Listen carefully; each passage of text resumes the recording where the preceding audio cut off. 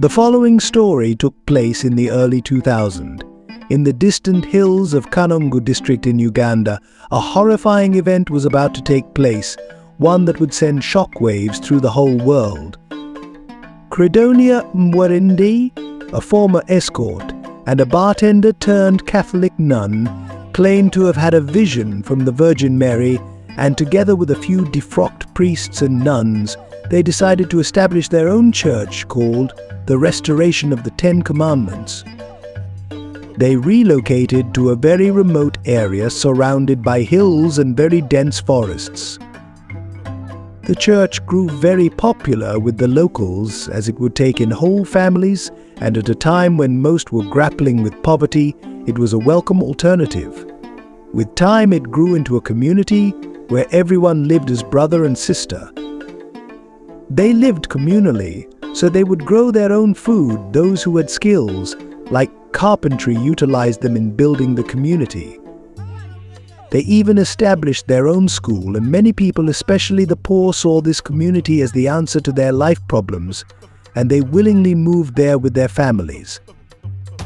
Credonia was the leader, and they somewhat worshipped her. No one wanted to be on her wrong side, as she would punish wrongdoers severely. They weren't allowed to speak, and their lives revolved around prayer, and if one sinned, they would be ordered to recite the rosary 1,000 times. She convinced her followers that the rupture was to happen in a few months, and members were to be pure and without sin if they wanted to see Jesus. They were also told to sell all their earthly belongings and surrender the monies to her, as they would soon not need them. But the time she had predicted elapsed, and the whole community was in uproar. They questioned Credonia and her assistants over what was happening.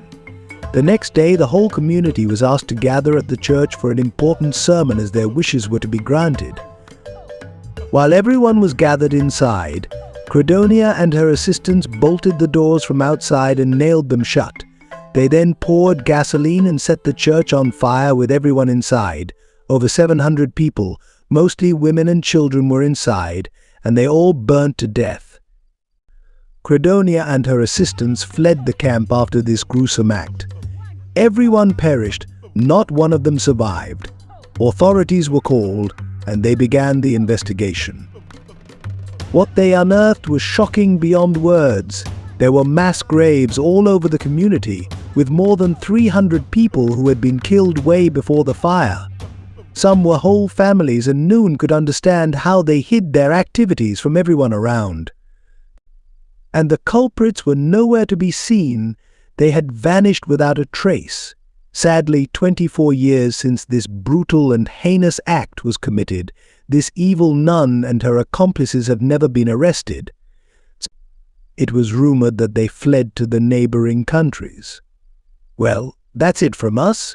Please tune in for more videos, and also like, share, and most importantly, subscribe. Bye.